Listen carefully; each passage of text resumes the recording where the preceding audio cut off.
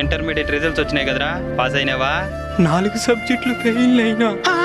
నా కడుపుని చెడగొట్టినావు కదరా, లక్షలు లక్షలు ఖర్చు పెట్టి చదివిస్తే ఫెయిల్ అవుతావా?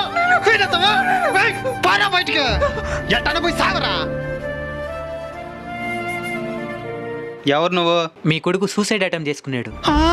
హాస్పిటల్లో చావు బతుకుల మధ్య ఉన్నాడు. అయ్యో నా బిడ్డ ఎగ్జామ్ లో ఫెయిల్ అయిపోయినాడని కోపంలో తెచ్చిపోమని చెప్పినా.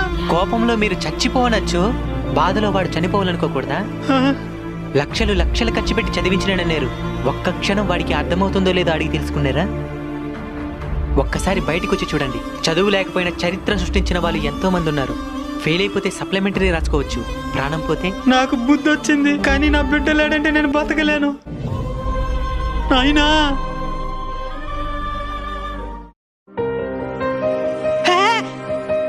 ఎగ్జామ్ లో ఫెయిల్ అయిపోయినానని మా నాయన చచ్చిపోమన్నాడు. నేను చచ్చిపోతాను. మరి అదేనైనా ఎగ్జామ్ కు ముందు